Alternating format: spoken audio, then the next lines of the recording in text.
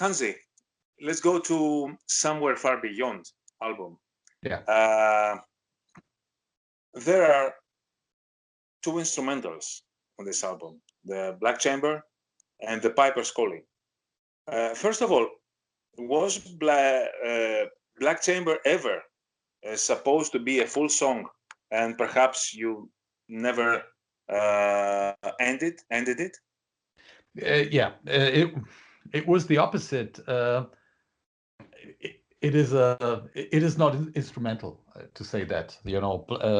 Sorry, I mentioned instrumental, so it has lyrics, so it's an interlude, let's say. It is certainly an interlude, but yeah, the development of the song was different. I composed it in the days when we started home recording, and we had a Korg M1, and there was a piano sound which I liked a lot. And I played around with these piano sounds, and I still am not able to play piano. So I just tried a few chords and a few melodies, and I proceeded along very well. And what we hear in Black Chamber is basically the introduction part of a little bigger song, which was maybe 2 or 3 minutes long. But the parts which came afterwards, they somehow did not attract us when we listened to the whole stuff in the studio. Andre always calls that my heroin moment, because the stuff which came later on was so, yeah, it sounded like, you know, someone on drugs, and so we skipped that. It also changed the vibe, you know, since the intro, the Black Chamber version we're listening to on the album is so sad, so desperate, and this went into a more poppy direction. So we just cut that piece, and we were never able to come up with something in extension. So that is the reason why that stayed so short. We just liked it as it was. It was basically, it was a statement on its own, and then I had the idea to combine that with a sort of Twin Peaks essential moment, and we always felt that the spooky feeling of the music and these words, you know, were enough to call it a song. We did not even consider it to be an interlude, which it actually is. It's a song. Yeah, it somehow is a song. I remember when the piano guy came into the studio and he listened to what I did. He said, well, obviously you're not a piano player. No piano player would do it like this, because it was really creativity on the piano. And so he transposed that into real piano playing. And then later on, I did the singing, and he did a great job in, adapting what I came up with. Mm-hmm. Yeah, and the Piper's Calling. It's very. I can say it has bagpipes, and it has nothing to do with Ireland, with Scotland. Did it have to do with the bagpipes part that it's on Somewhere Far Beyond song? Yes. And Yes. you decided to use these bagpipes as a kind of an intro? Yes. When we had the idea for Somewhere Far Beyond and the bagpipe part for a very long time. This is how we entered the studio. The problem back then was there were no samples, there were nothing which really could adapt a bagpipe. So we were in need of a bagpipe player to somehow transmit that idea into the song Somewhere Far Beyond. And we of course didn't also have any clue about the problem that bagpipes are designed for a certain key. It's D for the Irish bagpipe, and it was F for the Scottish bagpipe. We composed the song in whichever range it is. It was not in D, at least not at that part. So we started producing Somewhere Far Beyond, always with the idea of involving the bagpipe. And when the time was at hand, we were searching for that bagpipe player, and it turned out that a friend of Andre's father, who was playing with him in a band for a jazz musician called Helge Schneider. You may have heard of him. Helge Schneider is a very famous German jazz musician and a comedian. He's quite funny. And as it was, they were playing in Hamburg. We were located near Hamburg with the Caro studio in Brake. And these guys were having some concerts in Hamburg around the same time. So we invited Andres father and Peter Rübsam, which is the name of the bagpipe player, to the studio and asked him to, come up with something for Somewhere Far Beyond. We had to play a little round to get into the key for the Irish bagpipe, and he did that, and we liked it so much. So our idea was to somehow create a dramatic introduction or overture with the bagpipes for Somewhere Far Beyond, and that is what the Piper's Calling turned out to be. He played still a Scottish traditional, and we conducted him into a direction we wanted it to be. But as I said, I mean, bagpipes are quite delicate instruments, and they sound as they sound. So you cannot do a lot. They are loud. They sound as they, as it is. Bagpipe is a little more melodious, I would say. So you have a bit more of control how to use that one.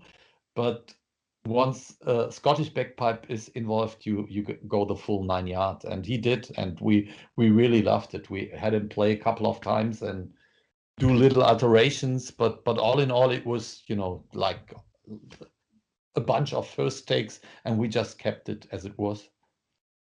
Yeah, and allow me to say it's one of the trademark parts of Blind Guardian, this bagpipes part in Somewhere Far Beyond.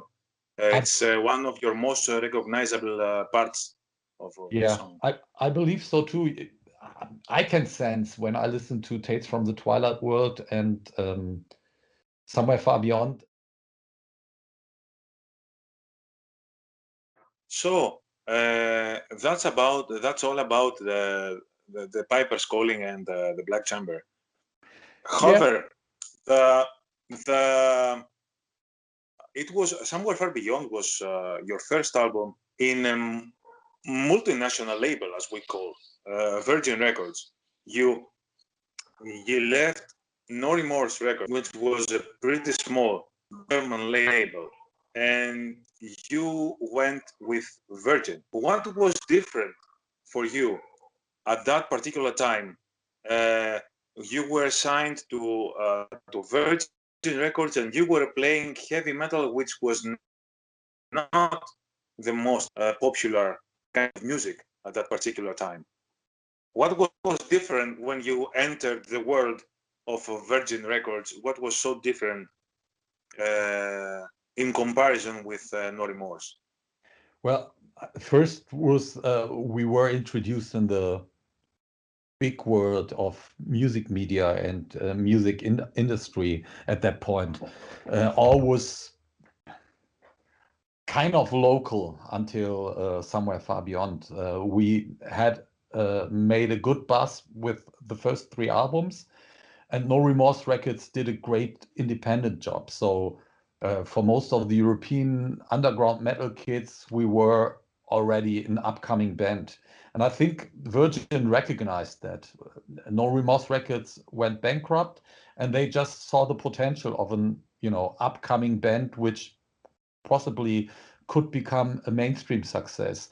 And they just took that opportunity. And Virgin was the most independent of the major labels. So they treated us very nicely, I have to say, almost up to the point when we left the company, and we established a great friendship. They were located in Munich, which is a big city, but still, that's somehow a more traditional area. And this is how the record company worked when it comes to relationship. But on the other hand, they were very innovative and progressive when it came to music. They had great bands like Die Toten Hosen, for example. And that is a German punk band which most probably a lot of people still know, and they were really, really successful. And with the knowledge of, you know, having such a band in the Rooster, which was selling better than any other German artist at the moment, with the music which was not the most popular one, they also considered us to be an absolute option to, you know, establish another German band in such a way. So this is their main reason for this was their main reason for signing us, and it turned out really successful for almost the whole period we have been there. We have been one of the most successful German bands they had on the Rooster, and we have been one of the most successful European bands, European heavy metal bands. And yeah, we could feel that they had the muscles to establish us in many markets, which would have been impossible in such a way for No Remorse Records. Of course, we have had the momentum anyway with Lost in the with Tales from the Twilight World, but also with Somewhere Far Beyond. We produced two albums which really got that potential, and they just built up on that. And I have to say that we felt secure because there was always a little bit of uncertainty when it comes to No Remorse Records. Charlie Rinne had been a great innovative guy, but he was no businessman, and it was obvious that there was a lack of organization, and that there was always the risk of failure because, you know, of his company and of the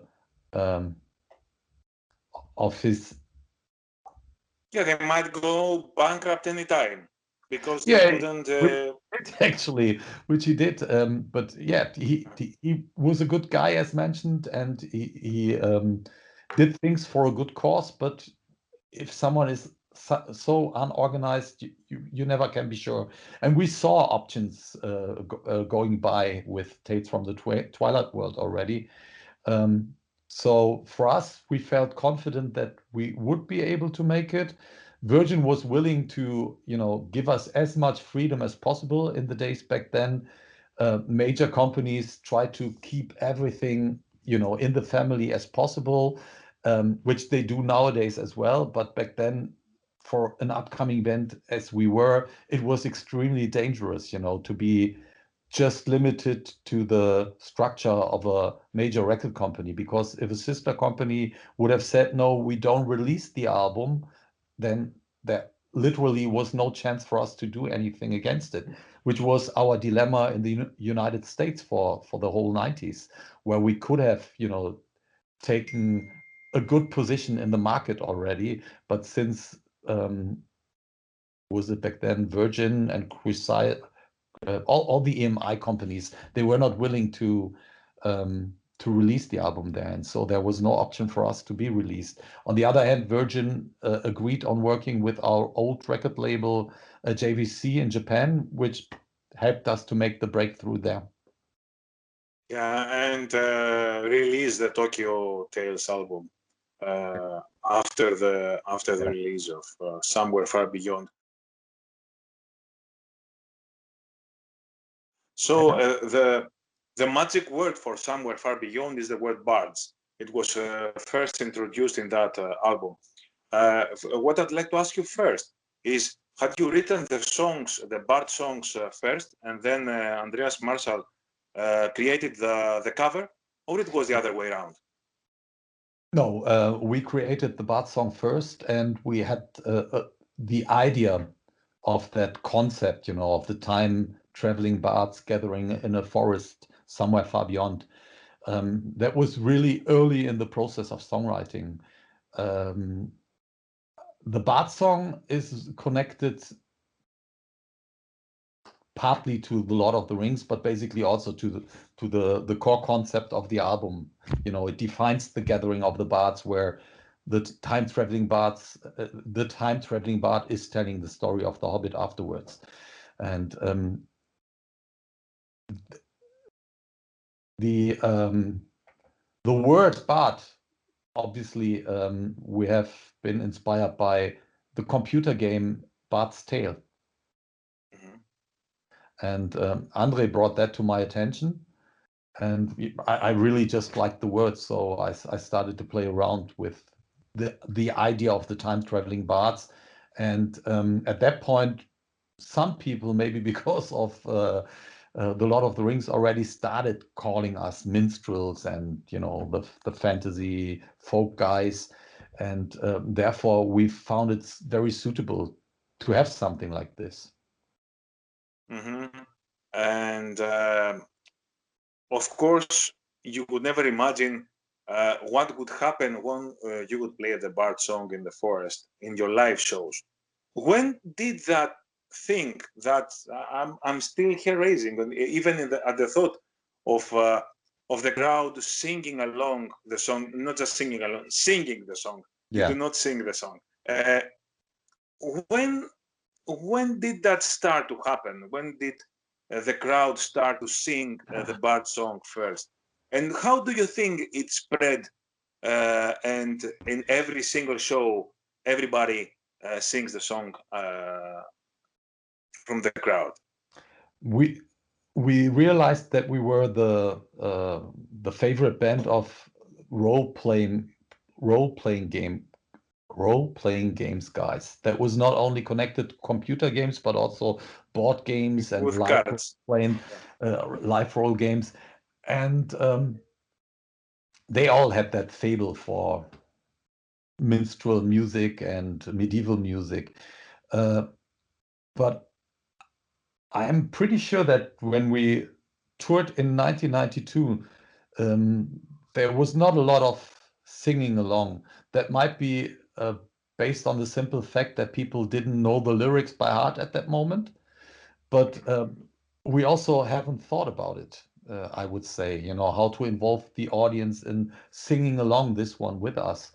So it's something which started to happen in 1995, 1996, and mainly when we come to Spain and Greece and Italy for the first time. I believe that the sing-along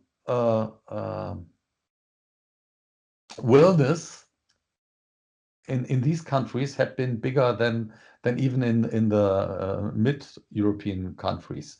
So I would imagine that something must have given the impulse there, that we just realized, hey, technically, I don't have to sing the song, you know.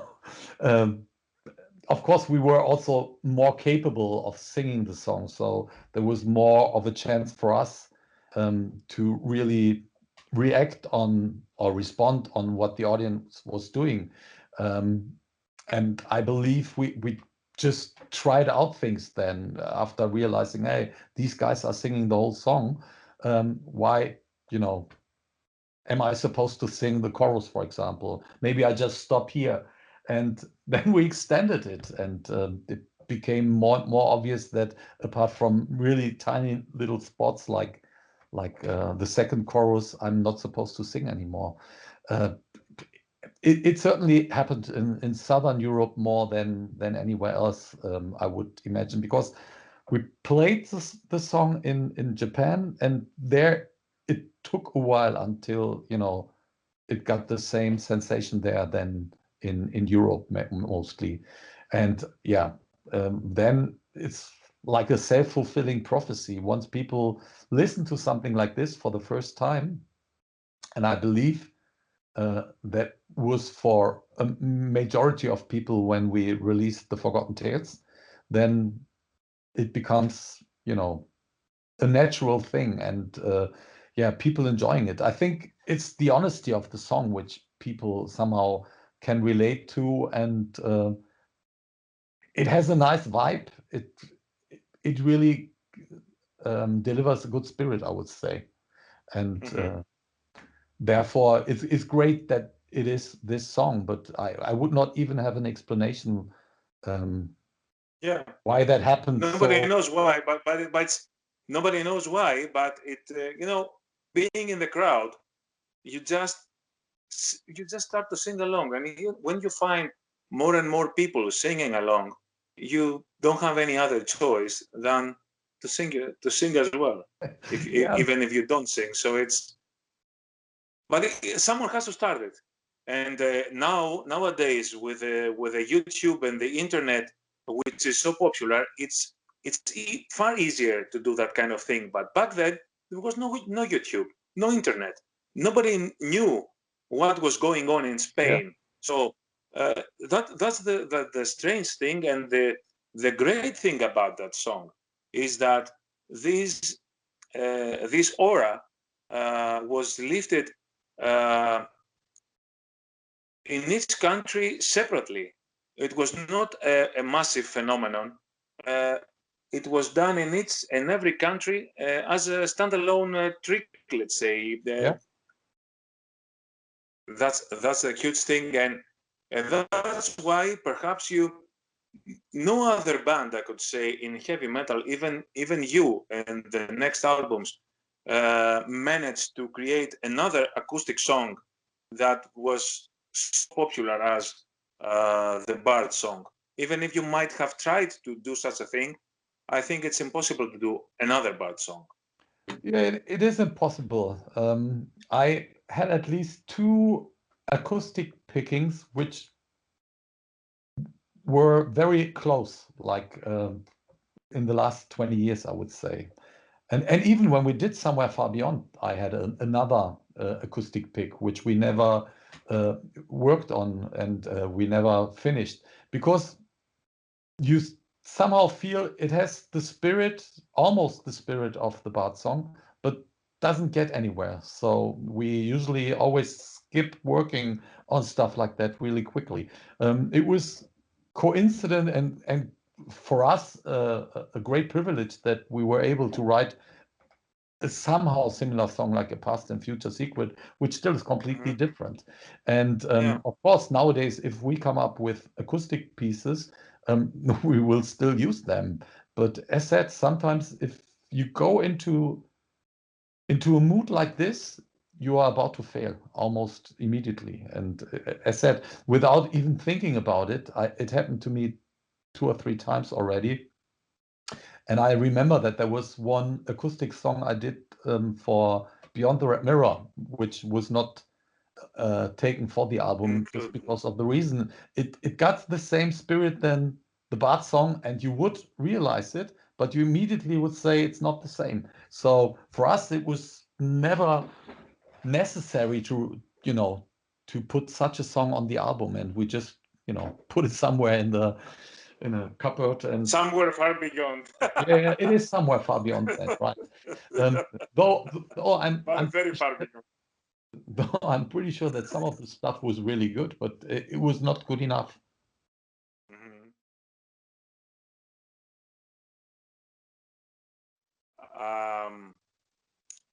Do you consider this album, Somewhere Far Beyond, the most important album of your career? I don't mean the best album.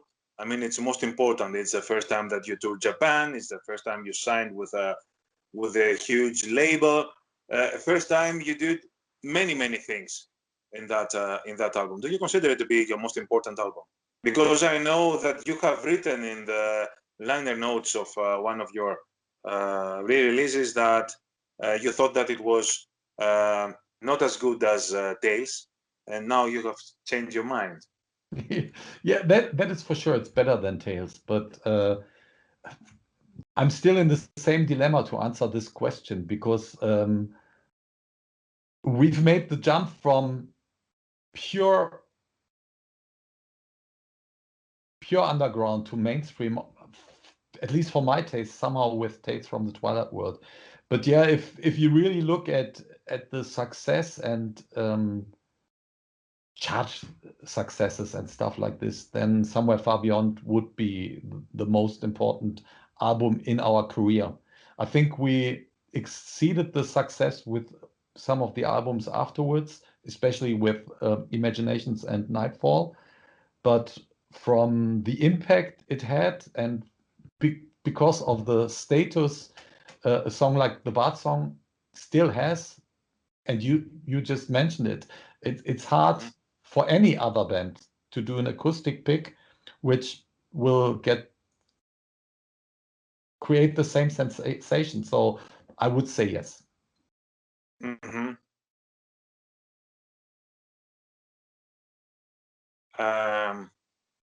Once again, you work with Kai Hansen, but this time he didn't do backing vocals. He played a guitar solo and the Quest for Tunnel. Did you just want to have a change, or how did that happen? It happened accidental, I have to say. I don't even know if he didn't do any backing vocals. Maybe he wasn't there. But it was clear to us when we went to the studio, the Quest for Tanalon was not finished as a song. And Kai listened to it when he visited us, and he loved that song so much that we said, well, let's try to compose that together and finish it in a sort of jam session, which we did actually. And I cannot even recall which parts Kai has brought in. You know, certainly some of the melody licks are his, and I would think that either part could be, you know, his suggestion. I cannot really recall. I remember that he was mainly focusing on guitars, and basically I did the vocals as I always do, and there was no reason why he didn't do the singing, apart from probably that there was no part in the Quest of Tanalon which we felt so suitable. It just happened by coincidence. For us, the sensation was to compose a song together. And I remember that he also tried to rearrange some of the stuff. We would maybe speak about Theater of Pain later, which he also considered to be a very strong number, as we did. We thought it would become our first radio hit back then, because it had a sort of heavy metal feeling, but a almost commercial sort of chorus and pieces in there. We considered it back then the Foreigner moment in Blind Guardian, you know, because of the piano elements and the bombastic classical parts we have had in there. So we were very confident about that one, and Kai was too. And he said, well, you know what? The way you do structures of song, you will never have a hit, but I know how to compose a hit. So he took the song home and he said, I would simplify it. But he came back to the studio 2 days later and he said, it's impossible to simplify any of your songs. You cannot just take one thing out. That is a blessing and a dilemma at the same time, you know. Yeah. But he just said, well, there is no chance I can do anything with it, because if you put this part out, song is destroyed. You do another transition here, you destroy the song. There's no chance. That is the reason why the classic rock, or the rock version of Theater of Pain, which is on the CD, does not differ too much from the other version. The orchestral version. Is it called the orchestral version? Okay, yeah, we try to make it a little more mainstream by, you know, having different drums and this and that. But there was not really a chance to change the character or the structure of the song. And Kai realized that at that point as well. So we kept it with the Quest for Tanalon at that point.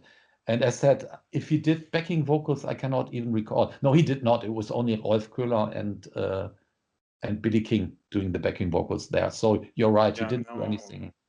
Just lead guitar on that song. Yeah. So we have seen some of the themes from the. So it is not a concept album. This album is not a concept album. It has every single song has its own concept. It's based on a book or a movie or a TV series. Is that so? Yeah, apart from the fact that you have the album cover, which we have had in mind. You have had the Bards song, and they are connected because each and every song is told by a different bard, you know. And these bards are time travelers. They are interfering moments in reality, in different universes, in fiction, wherever. They are becoming witnesses of events which are important, but they cannot change it. That was the basic idea for Somewhere Far Beyond. And that the connection is given by the album cover and by the simple fact that, there's always a time-traveling bard reporting the story. But other than that, there is no connection. There have been so the themes of the lyrics are based on TV shows or movies, Lord of the Rings, Dark Tower, Twin Peaks. Do you think it's time for Elric or the Eternal Champion or the Merman's Children to be adapted on a Netflix show, for example, or a movie? And would you be interested in taking part in such a soundtrack, let's say? I think it's about time for Elric. Yeah, there was a discussion maybe 20 years ago that even I don't know what's the name of the brothers. I think it's the guys who did the Fargo movie. There was a rumor that they had the rights for Elric to be produced for a movie at the very least, and it never happened. So I'm not sure if it was just a rumor. It is about time, yeah. If you see that there is a TV series like The Witcher, or they go for another round of Game of Thrones stuff, Game of Thrones related stuff, it would be really cool to have that. And we also know about the Tolkien ideas they're having with Amazon. So this could become a far more intense and impressive moment if they really deal with the eternal champions, and especially with Elric. If we want to do music, yes, for sure, but we would have to learn that lesson, because soundtrack music is quite a challenging thing. We do very we do music in strong images. I think whatever we do is creating moments and universes, and if you close your eyes, you really can imagine things, whether they have to do with the lyrics or not, but the music itself has that quality, I believe. And that is mainly because our music is so rich, and soundtrack music sometimes has to cut down to the essential. It has to use the moment where you just want to do a transition from one scene to the other, where the music can take over, or if something is turning towards a climax, then soundtrack music has to become rich and strong. But apart from that, it has to be discreet, and our music is everything but not discreet. So soundtrack would be a real challenge for us.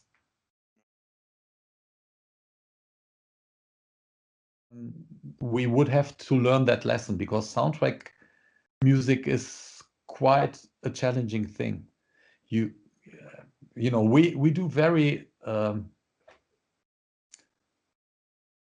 we do music in strong images. I think whatever we do is creating moments and universes, and if you close your eyes, you really can imagine things, whether they have to do with the lyrics or not, but the music itself has that quality, I believe.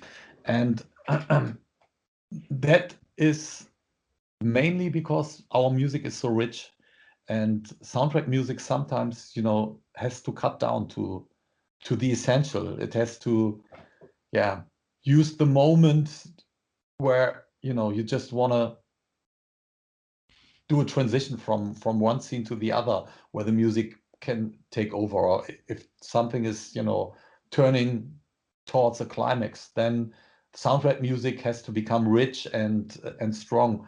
But apart from that, it has to be discreet, and our music is everything but not discreet. So soundtrack would be a real challenge for us. Mm-hmm. And the bonus tracks you have on the album, the Queen and the Satan cover, when were they recorded? They were recorded before the release of the album. Are they older songs, or did you record those versions while recording? We recorded these songs when we were producing the album, and we have had both of them in mind for a long time. We did even pre-productions. I think the idea for Spread Your Wings might have been there even before Freddie passed away. Because I remember that we wanted to do Don't Stop Me Now for Tales from the Twilight World. We skipped the idea because it would have been too difficult, and we were not in need of a cover version back then, because the album, you know, in the vinyl days, the 40 minutes we have had was massive. So there was no need for more. And we had the live version of Run for the Night, so we were fine for CD. And we decided to keep our focus with regard to the small amount of time we have had to our own composing. So we skipped Don't Stop Me Now, did whatever we had to do for Tales from the Twilight World with regard to touring, came back and started composing songs. And as I said, when composing, I felt that everything was still too connected to Tales from the Twilight World, apart from a song like Bards song, for example. But that was a little bit of my concern when we entered the studio. Yet we made great progress in the songwriting, and both Virgin as JVC, they both were pretty blown away when they visited us for checking out the material.